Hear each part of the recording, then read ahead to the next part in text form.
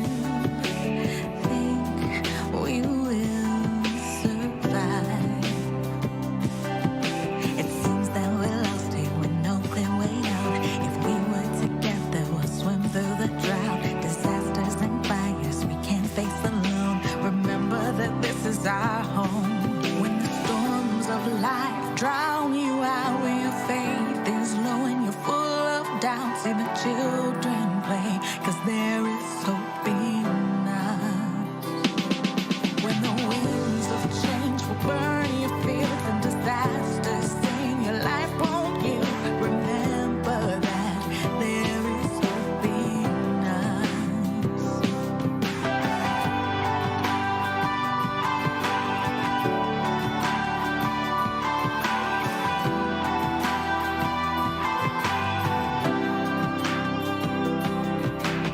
You look out and see every person for themselves. They say we're alone on a sick, dying hill, trashing our problems like plastic don't kill. But every living creature calls this place home. Remember that you're not alone. When the storms of life drown you out and your faith is low and you're full of doubt, see the children play, 'cause there is hope in us. When the winds of change will burn your fields and disasters in your life won't yield, remember that there is hope in us.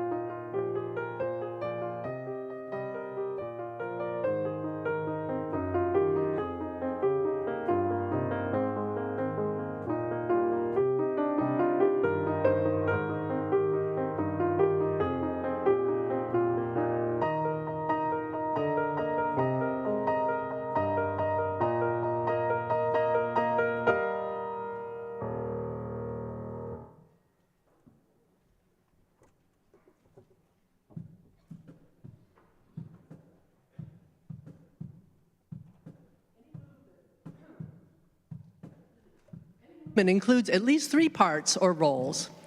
There are those who sound the call, there are those who listen and heed the call, and there are those who get down and do the work. In our gathering song, we're going to be bringing all 3 together. The crow calls, the sun falls, they know the rhythm of it all. The crow calls, the sun falls, they know the rhythm of it all. The crow calls, the sun falls, they know the rhythm of it all. The crow calls, the sun falls, they know the rhythm of it all. The crow calls, the sun falls, they know the rhythm of it all. The crow calls, the sun falls, they know the rhythm of it all. That was the first part, the part for the ones who call, which we will hereafter call part 1. Here is part 2 for the ones who listen. Please sing with me when you get it. We are the only ones who have forgotten how to listen. We're the only ones who have forgotten how to listen. We're the only ones who have forgotten how to listen. The earth is calling us to open up our ears. We are the only ones who have forgotten how to listen. We're the only ones who have forgotten how to listen. We're the only ones who have forgotten how to listen. The earth is calling us to open up our ears. We are the only one who have forgotten how to listen. We're the only one who have forgotten how to listen. We're the only one who have forgotten how to listen. The earth is calling us to open up our ears. And now for part 3, the ones who do the work. 1, 2, 3, 4. 1, put your hands in the dirt. Let's heal the hurt. The earth is waiting for us to do the work. Do the work, put your hands in the dirt. Let's heal the hurt. The earth is waiting for us to do the work. Do the work, put your hands in the dirt. Let's heal the hurt. The earth is waiting for us to do the work. Do the work, put your hands in the dirt. Let's heal the hurt. The earth is waiting for us to do the work. Do the work, put your hands in the dirt. Let's heal the hurt. The earth is waiting for us to do the work. Do the work, put your hands in the dirt. Let's heal the hurt. The earth is waiting for us to do the work. Okay, now we're going to put it all together. We are going to have the people more or less in the center be part 1, the ones who call. We're going to have the people on this side, more or less, be part 2, the ones who listen. And we're going to have the people on this side, more or less, be part 3, the ones who do the work. You are also, sorry, you are also welcome to totally ignore my instructions and sing any part you want, whenever you want, or improvise to do whatever you want. Okay, we're going to start with part 1. 1, 2, 3. The crow calls, the sun falls, the rhythm of it all. The crow calls, the sun falls, they know the rhythm. Feel free to stand up if you want. Rhythm of it all. The crow calls, the sun falls, they know the rhythm the rhythm of it all. The crow calls, the sun falls. They know the rhythm. Be ready, part two. The rhythm of it all. We are the only ones who have forgotten to listen. We are the only ones who have forgotten how to listen. We're the only ones who have forgotten to listen. The earth is calling us to more. We are the only ones who have forgotten how to listen. We're the only ones who have forgotten to listen. We're the only ones who have forgotten how to listen. The earth. Be ready, part three. Put your hands in the dirt. Feel the hurt. The earth is waiting for us to do the work. Do the work. Put your hands in the dirt. Let's heal the hurt. The earth is waiting for us to do the work. Do the work. Put your hands in the dirt. Let's heal the hurt. The earth is waiting for us to do the work. Do the work. Put your hands in the dirt. Let's heal the hurt. The earth. Part one, drop out. Put your hands in the dirt. Let's heal the hurt. The earth is waiting for us to do the work. Do the work. Put your hands in the dirt. Let's heal the hurt. The earth is waiting for. Everybody sing part three. Do the work. Put your hands in the dirt. Let's heal the hurt. The earth is waiting for us to do the work. Do the work. Put your hands in the dirt. Let's heal the hurt. The earth is waiting for us to do the work.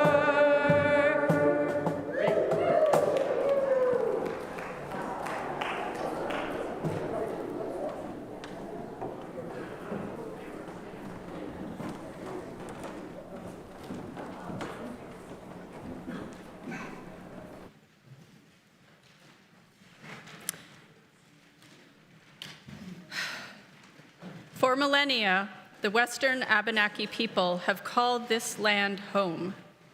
They have loved and cared for this land. We now have the privilege of gathering here as a religious community. Let us do so, honoring this legacy of love and stewardship.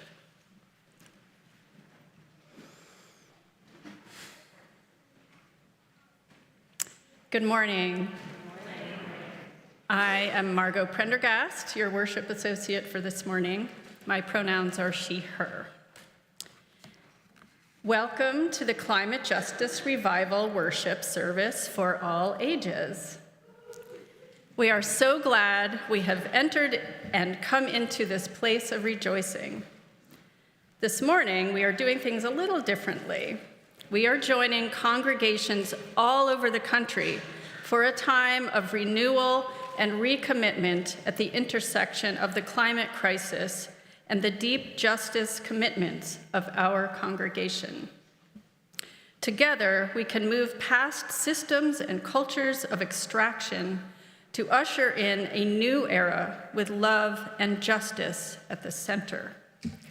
We protect what we love. So, during this morning's worship, we will be remembering our love for the earth, air, fire, and water.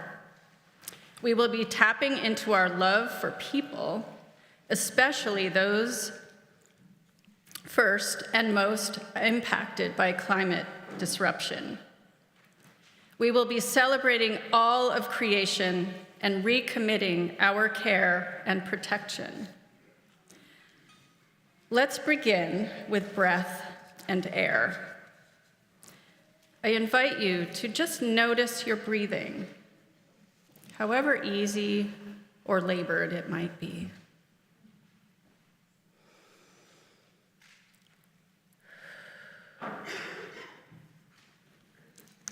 Give thanks for those gathered with you, and give thanks for air, always present, supporting all life.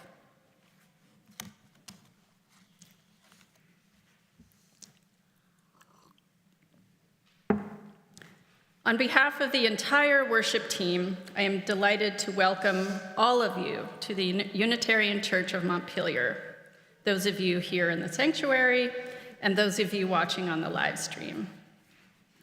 For nearly 160 years, this church has been a sanctuary for those seeking spiritual sustenance, as well as peace and justice in the world. With you, we continue on that path. It's always a pleasure to have newcomers and guests join us for worship. If this is your first or second time visiting and you wish to do so, you are invited to stand or wave your hand so we might offer you a special welcome.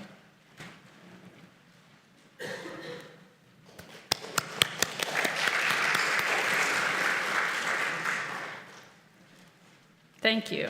We're really glad you're here.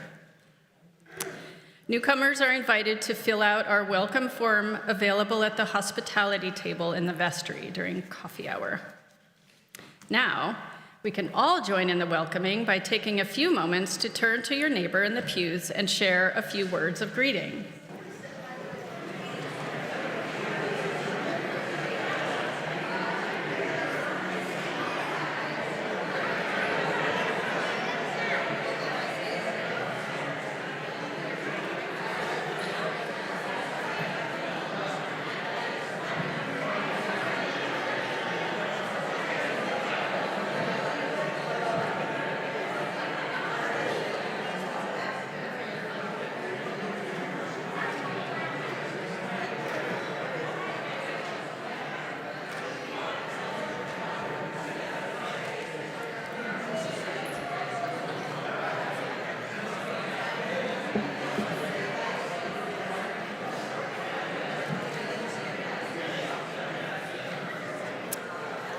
Thank you for sharing these warm greetings. Good energy. You're invited to continue these conversations after the service. Please know that we have hearing assist devices available on the table at the rear of the sanctuary, and you can also listen to and watch the service in the fireplace room downstairs if you should need to leave the sanctuary for any reason. A member of our lay pastoral care ministry team is available in the sanctuary after the service if you have a personal concern and would like to share more deeply. This morning, our lay pastoral caregiver is Betty McKinnell. There she is. And now, let's take a deep breath, another one. Make sure our cell phones are silenced and enter more deeply into our time of worship.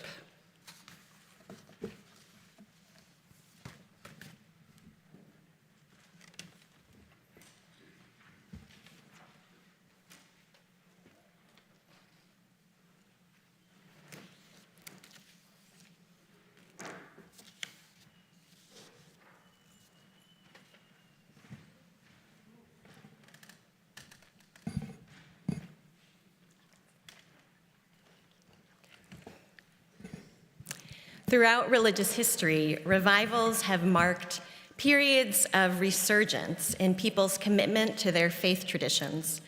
Classic American tent revivals took people out of the four walls of the church and into the world. They brought the community together and served as a galvanizing force for the future, often during times of great change or anxiety.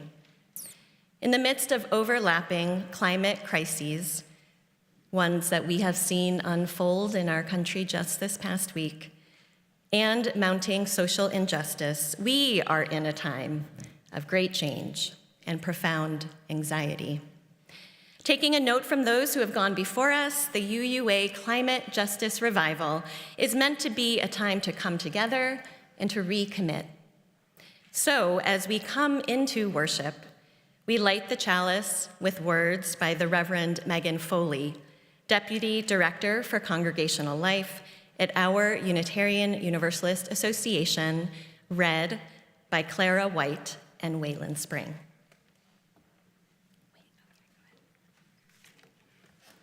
When Unitarian Universalists light our chalice, we are doing more than moving a bit of flame from a little stick to our favorite candle. When Unitarian Universalists light our chalice, we are showing what happens when we harness the power of fire. Fire is one of our world's most sacred elements, perhaps because it always causes change. Fire warms and feeds, fire destroys and eliminates. With a bit of attention and care, fire works with us to reveal, to show, literally to illuminate.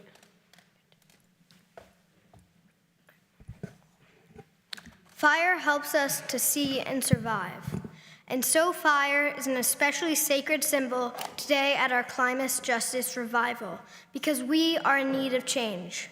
We are in need of warmth and sustenance, and we need to clear a bright new path for ourselves and our world. May this cup of captured fire be a symbol today for our passion, our care, our brilliance in the face of great need. Like fire, we are powerful. Like fire, we create change. May it be so.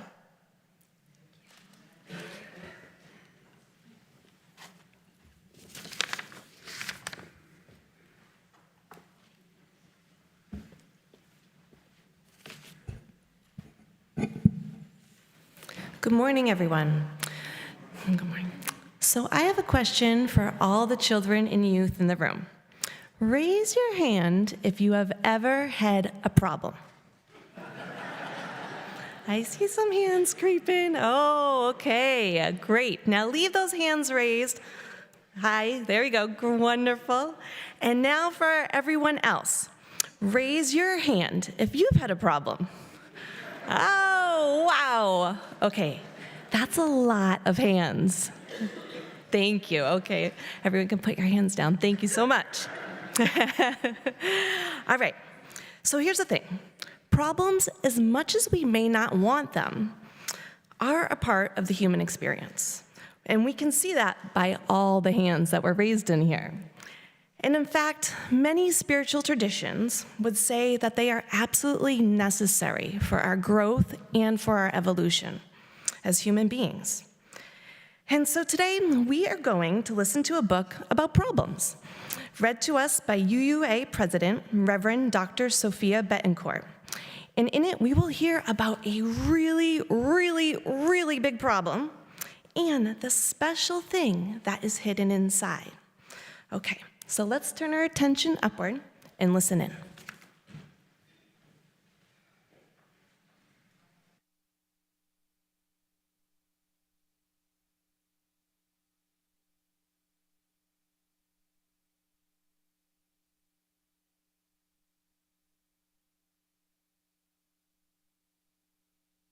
As we continue the celebration of our revival together, I am so excited to bring you a story by one of my favorite children's authors, Kobi Yamada.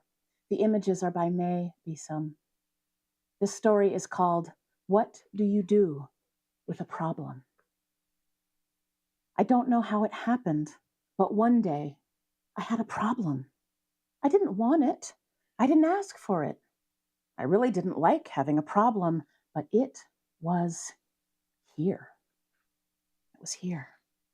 Why is it here? What does it want?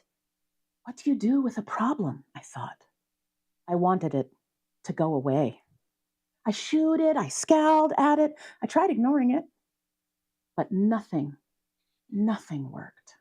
I started to worry about my problem. What if it swallowed me up? What if my problem sneaks up and gets me? What if it gets me? What if it takes away all of my things? I worried a lot. I worried about what would happen. I worried about what could happen. I worried about this, and I worried about that. And the more I worried, the bigger my problem became. I wished it would just disappear. I tried everything I could to hide from it. I even found ways to disguise myself, but it still found me. And the more I avoided my problem, the more I saw it everywhere. I thought about it all the time. I didn't feel good at all. I couldn't take it anymore. This has to stop, I declared. Maybe I was making my problem bigger and scarier than it actually was. After all, my problem hadn't really swallowed me up or attacked me.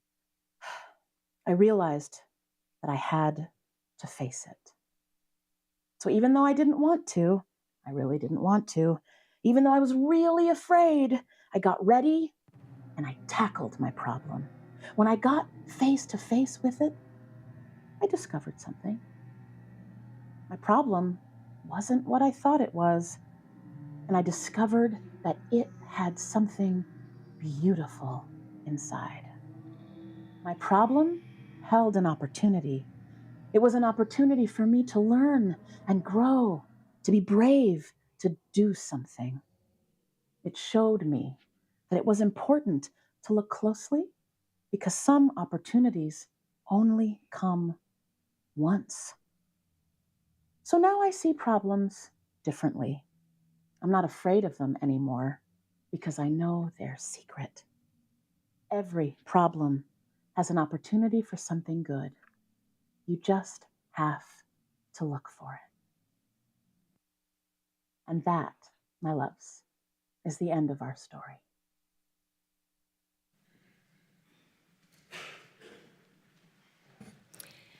I invite us to now join together in song to sing For the Earth Forever Turning. You can find it in the gray hymnal, number 163, and we'll also project the words up front. Please rise in body or spirit.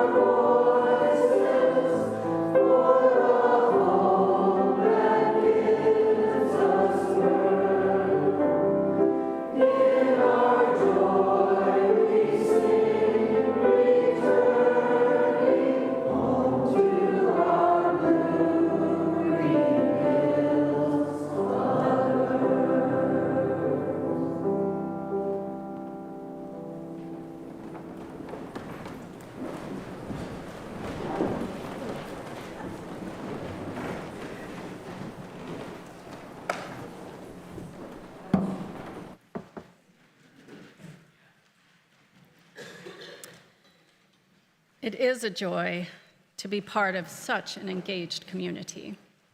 And here are some ideas for how you can participate. Today is the last day for signups for chalice circles downstairs in the vestry. The Climate Justice Revival will continue after the worship service in the vestry, beginning at 11:45. Lunch is being provided for those staying for the rest of the program. You can head downstairs and have a plate of food before the program begins. Others are welcome to stay for coffee hour and stay for the program, even if you haven't already RSVP'd. The program will wrap up at 2 p.m. Also, please consult the weekly e-news, which is carefully updated each week for Friday morning publication.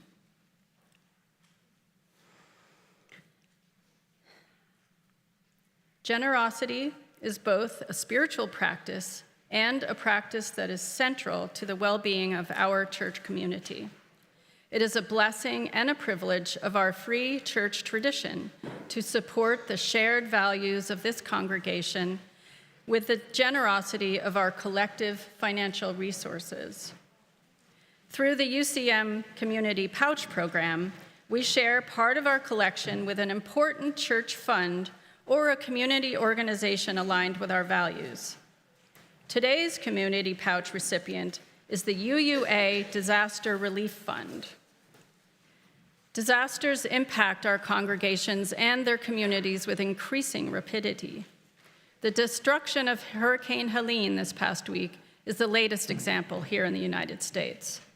Our donation to the UUA Disaster Relief Fund allows the UUA to respond flexibly on our behalf to tragedies that overtake our UU congregations, their members, and their communities.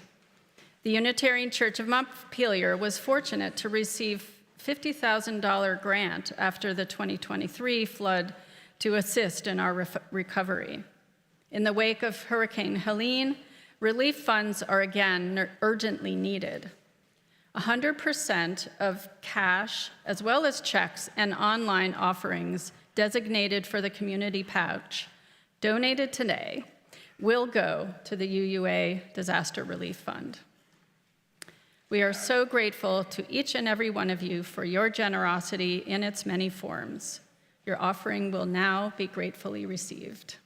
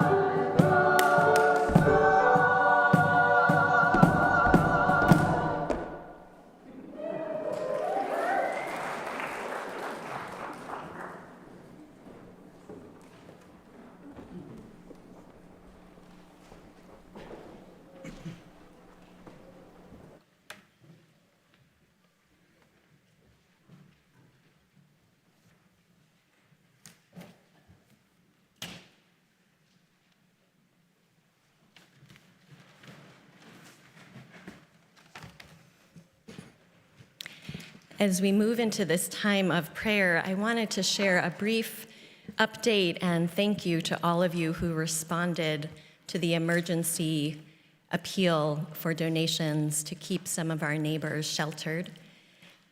Your donations far exceeded expectation. We have already been able to secure housing for a pregnant woman from Central Vermont staying in Rutland and anticipate being able to house 2 more families starting Monday at the Economy Inn.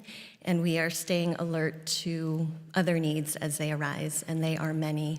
And so thank you so much for your contributions and helping in all the ways you can. And so I invite you into this time of prayer, settling your body in whatever way feels comfortable to you. Fear stifles imagination and limits our capacity for relationships that embrace our beautiful and abundant humanity. Fear creates cynical cycles of supremacy and extractive relationships with each other and our planet. Reimagining together is how we overcome fear. Reimagining together is how we build new relationships and a new era, putting love at the center. Today, especially, we put love at the center of our work for climate justice. And so I invite you to join in these prayers of the people and planet, and your response will be, let us reimagine a new era together.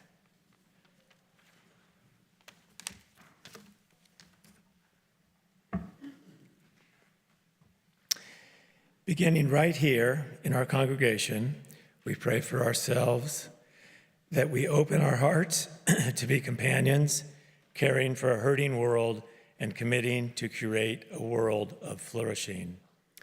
Let us reimagine a new era together. With reverence for the great web of life and with humility, we acknowledge our place in it. We commit to protect Earth and all beings from exploitation.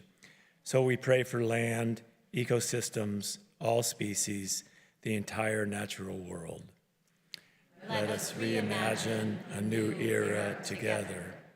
We pray for justice for local frontline communities who are impacted first, worst, and longest by climate change and who face systemic oppression. Let us reimagine a new era together.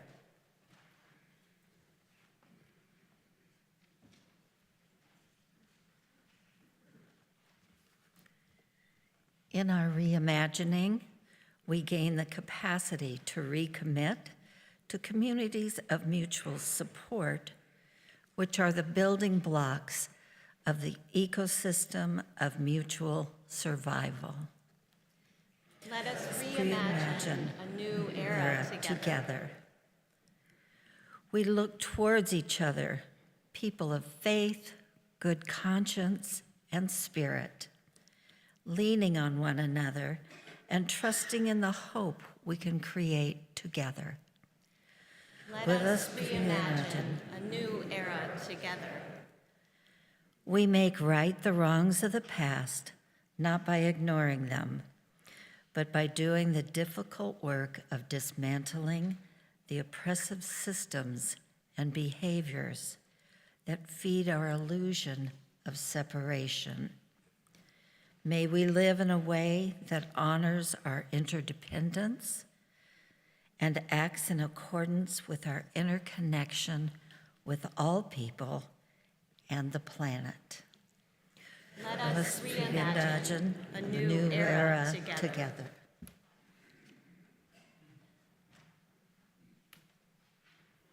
As we begin in local, committed communities of support, we find the strength and courage to widen our circles of concern, resisting hierarchies of value and ideologies of scarcity. Let us imagine our new era together. In our widening and deepening connections, we discover relations in the salt-kissed islands of Kiribati, the solid and frozen ground of Newtok, Alaska, and the life-giving valley of Rio Guapinol. Let us imagine our new era together. With humility and commitment, we acknowledge our own part in so much harm to our relations. Saltwater encroachment, dying permafrost, and the poison refuse of illegal mining. Let us reimagine a new era together. May we set down fear. May our courage to face the intersecting systems of harm lead to the strength to create intersecting practices of love and healing so that all may flourish. Let us reimagine a new era together. Reimagining together, we build new relationships. We put love at the center of our climate justice work, and we commit. So may it be, and amen.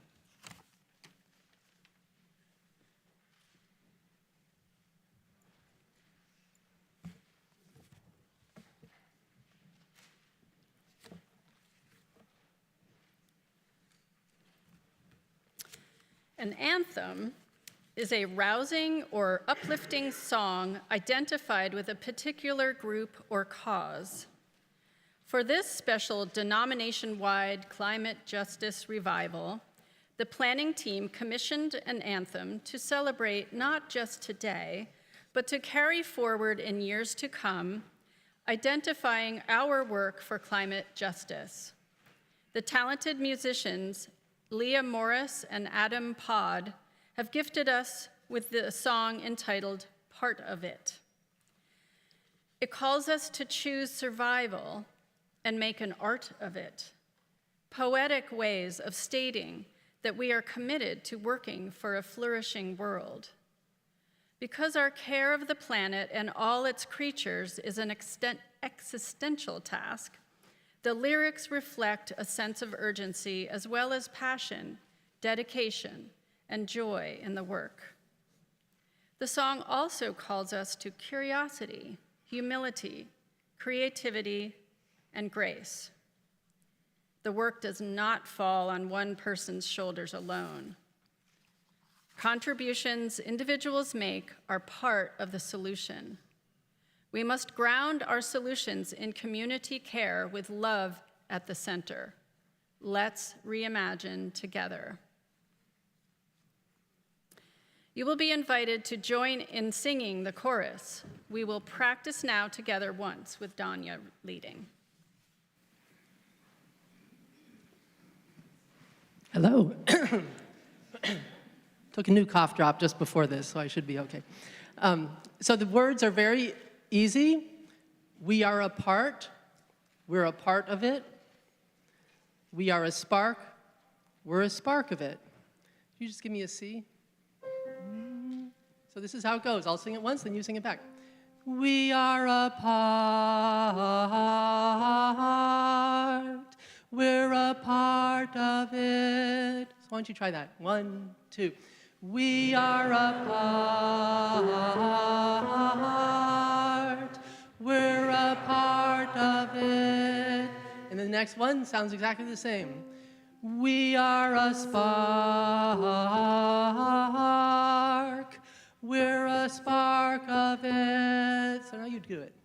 We are a spark. We're a spark of it. Good. I'll let you know when it's your time. So choir, you can go ahead and stand up.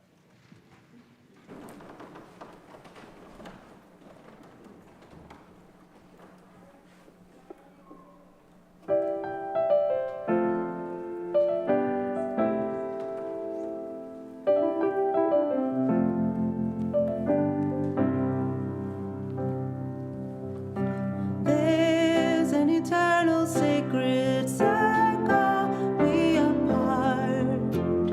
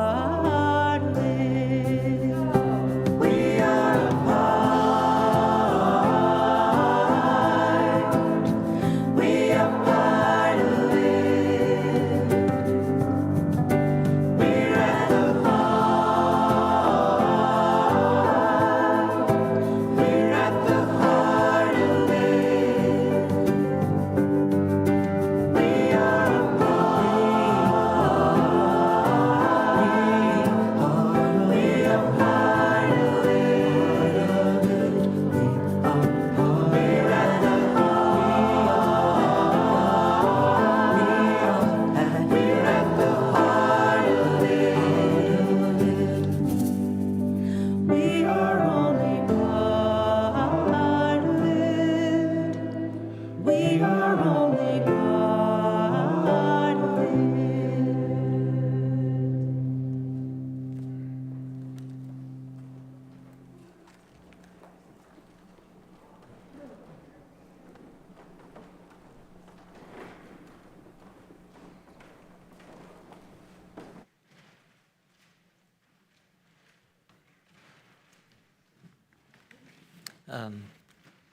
It's okay. I'm Numa Haz, and I live a half a block up the river. In fact, I think you can see our house from the window. When I bought the house in the 1980s, it was mostly because of the river, and because I love the river. And now, in spite of everything, I still love the river. Some people have suggested that we abandon our house and go somewhere not near the river, but I love the river. And our children have grown up on the river, being part of it, and observing all of the creatures that live there. The real problem is not the river, it's the people and what we humans have done. So we've done our best to continue in the house. The day after the floodwaters, well, my granddaughter, then 3-year-old granddaughter, still remembers being rescued in a canoe and canoeing down the Elm Street River. And she remembers it fondly.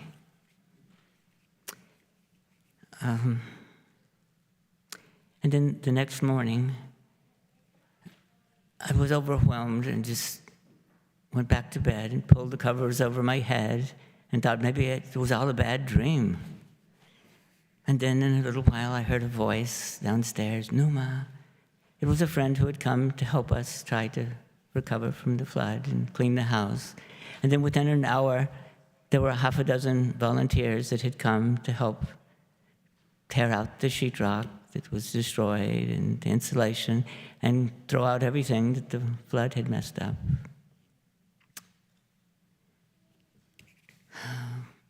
It was somewhat overwhelming at first, but I realized how wonderful it is to live in a community where so many people come together to help everyone else. And this past spring, we began to repair the house. I have to mention a few organizations. The Montpelier Disaster Recovery Network helped set us all up with everything for other agencies, and were wonderful. The Hope Coalition came and brought new sheetrock and then arranged with volunteers from Fannie Mae to come and tear out our floor that was no good anymore and install a new floor.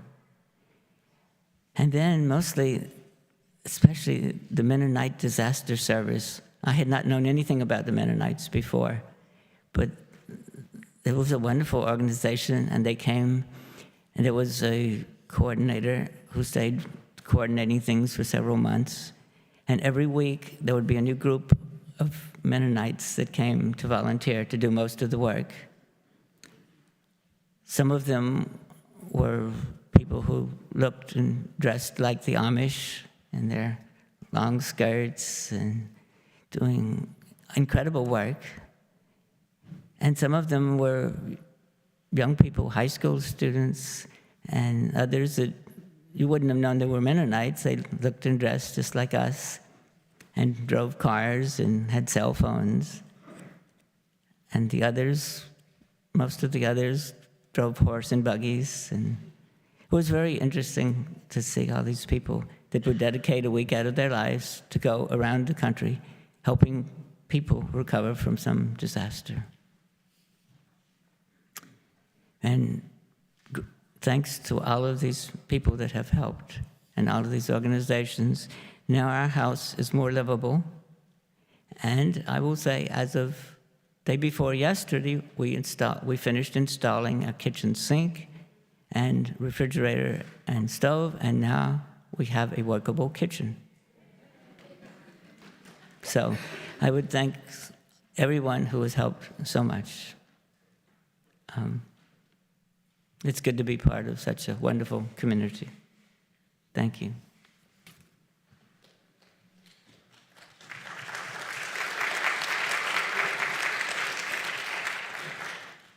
Hi, my name is Katie Swick, and I'm Numa's neighbor, and my house also flooded a year and 4 months ago. It's strange how as you get older, you start to see how the parts of your life and your experience weave together into stories of ourselves, like rivers that come together into the ocean. Almost 20 years ago, as an AmeriCorps member, teaching high schoolers about water quality in Knoxville, Tennessee, I learned a lot about water and rivers. Rivers and humans, watersheds and humans are deeply intertwined. We use and build on water's edge. We have for a long time. We try to control water. We remove wetlands and buffers for our own sake.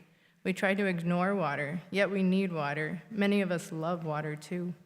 Studies of the history of the land show us that when humans aren't in the picture, flooding really is a rare occurrence. As a young person, I gained awareness of all the human choices we make as a culture and are continuing to make. I have a decent understanding of the complex relationship we have with our waterways. We need to step up to be more intentional with our water. I also had the privilege to do AmeriCorps disaster relief. There I became aware of the disparities of natural disasters. I assisted the Red Cross in disaster recovery in a flood in Houston in 2001. Houston's flood was the largest Red Cross's flood on record at the time, until 3 months later, then 9/11 happened. I may not have known it was what it was called back then, social justice, but I saw the impact firsthand. The people that had received the worst damage had the least means. I remember being in a neighborhood, and we came to an old man still living in his mobile home that had been almost completely flooded. He was still there because he had nowhere else to go. He was living right in the floodplain because that is where mobile homes were and often are. Of course, he had no insurance. He was crying when he realized that we could kind of help him get out of there. We know that cheaper land is often in the floodplain, and that means those that can afford it are the ones that are living there. It happened here in Vermont, and Vermont's floods too. This is the human pattern. Unless you live on the ocean, then it's kind of the opposite. Maybe that is why my house was on the cheaper side when we bought it, because it was on the river and it had flooded before. We had to get flood insurance for the mortgage, but that's a privilege to afford flood insurance. If I was rebuilding my home, I'd have the money from insurance to do so without going into debt. Now FEMA's getting the benefit of my insurance because I'm doing the buyout program. The privilege of insurance payouts is not true for so many people in natural disasters. Although flooding is happening beyond 100 or 500 or 1,000-year flood levels, it's even impacting the unexpected people. And with more extreme weather, climate change events, these natural disasters know no human boundaries. In one way, this is good because we know from history, unfortunately, that change is often more likely to happen when the rich are impacted by things. Although Western North Carolina and East Tennessee don't fall into that category of wealthy either. By the way, I spent 20 years, in the past 20 years, I spent a lot of time in East Tennessee, in North Carolina, living and visiting, because that's where my children's father is from, so I know the area well. And my favorite job I ever had was an internship in the Smoky Mountains, 20 minutes from Asheville, so I'm feeling that impact a lot too. I would say the biggest positive thing I can say from the flood so far is my gratitude for my family, friends, and community members, and even strangers from far away. You have all helped me get through the flood. The way Montpelier came together was unforgettable. That is why we need to continue to do so as a community, a state, a country, a planet. We need to take our future serious. We need to be thinking ahead and planning, and I don't think our city officials and our state officials or our country officials are doing that. From my experience, they are not doing enough to build resilient communities. We need to be pushing them, and we need to be taking action, because from my experience, citizens have been much more helpful than any government agencies. One would think that going through a flood would make your view of the river change, but I would say mine hasn't. I grew up in Maine, spending time year-round on the water, swimming and skating on ponds and lakes, canoeing, rivers, playing in the ocean. Each spring I would play in the stream, trying to control it. The water is healing to me. The smell is settling. Maybe that is why I agreed to buy a house on the river. What I would say is that what has changed is my fears of the future for all of us, particularly my children and our children, all of our children. There's much more prevalent fear in me, and that is why I continue to be uncomfortable in coming up here to speak. Now that I've sat on the other side of the disaster assistance table, I am very aware that natural disasters are not natural. They're human-made disasters, and that's what we have to come together as humans and change that. Thank you, everybody.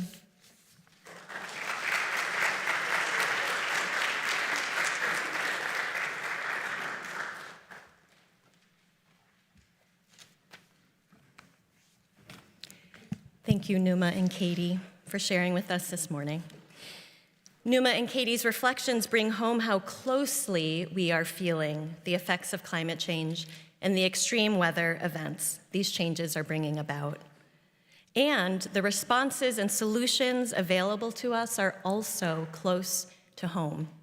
They are found in our care for one another, our careful planning, our intentional changes in our relationship to our waterways and to the energy sources we use on a daily basis.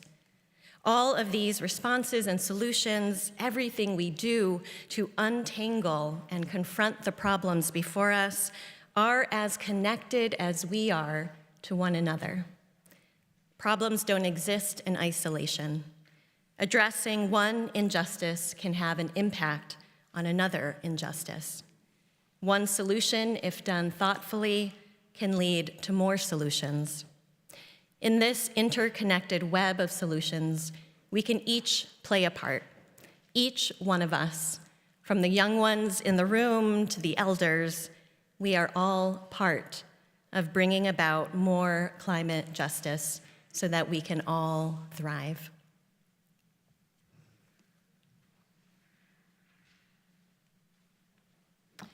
Rituals facilitate connection and a sense of community, and they help us promote the values we share. The ritual for action that we are about to engage in is intended to help all of us embody what we've been talking, thinking, and singing about this morning. Using water as a symbol of renewal, your hands will be blessed for the work of climate justice. Waters from our water ceremony a few weeks ago, last month, have been first purified and then mixed with water from the tap to bless your hands this morning. You will be invited to go to one of the ritual stations here in the sanctuary. There are 2 in the front and 1 in the back. And if you are not able to move to one of these stations for any reason, you can also raise your hand and water will be brought to you at your seat. We will also bring water downstairs to the fireplace room. And if you are watching online, you can participate with water that you have at home or wherever you are watching.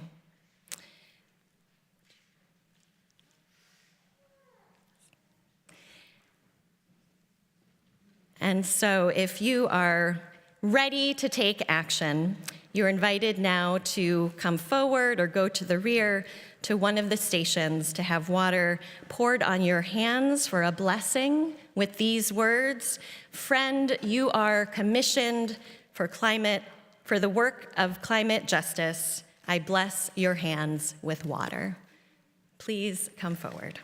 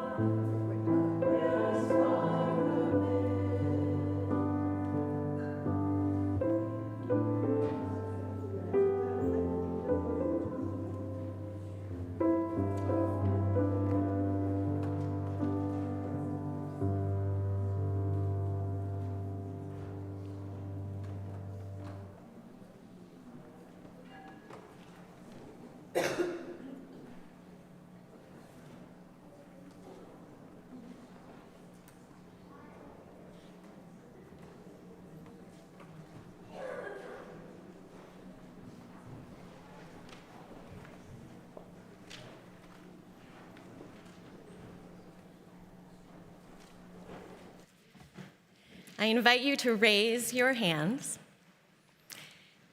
May these hands, these capable, beautiful hands, do the work that must be done, care for those who need the touch of kindness, and create flourishing everywhere. So may it be. And let us join now in our closing hymn. It is Keepers of the Earth, not found in your hymnal. There are maybe a few printed copies floating around in the pews, and the words will be projected up front. Please rise in body or spirit.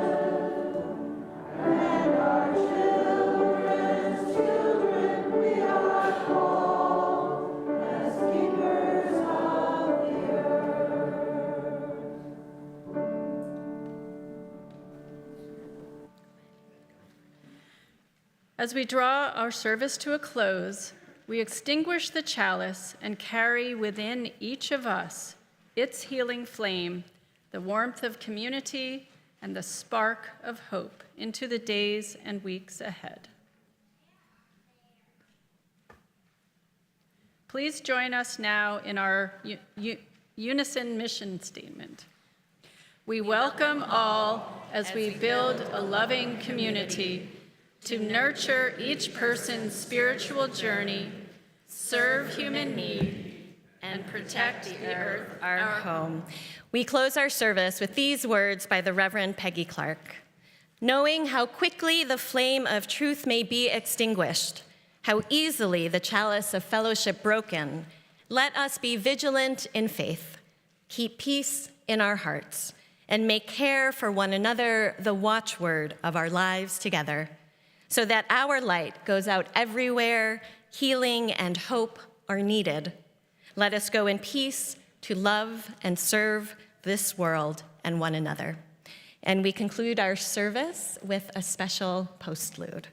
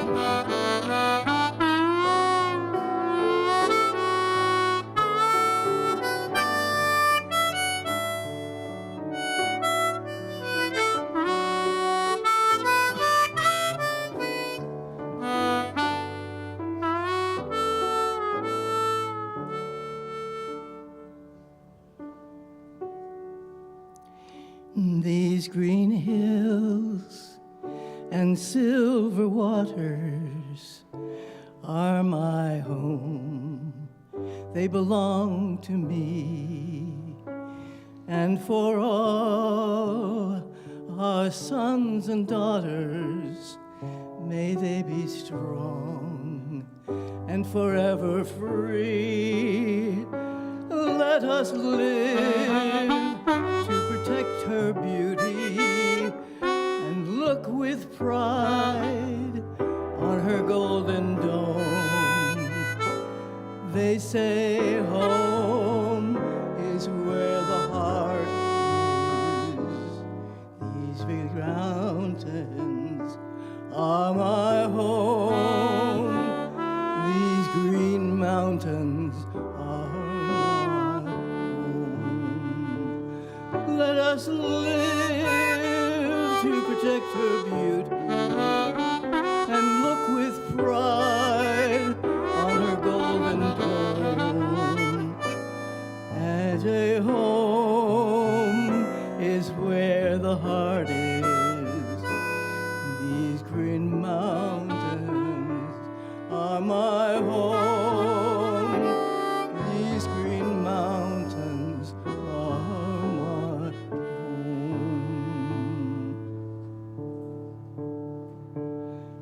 These green hills and silver waters are my home.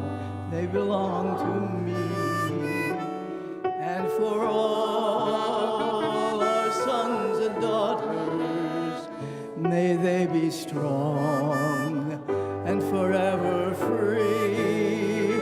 Let us live to protect her beauty and look with pride on her golden dome. They say home is where the heart is. These green mountains are my home. These green mountains are my home. Let us live to protect her beauty and look with pride on the They say home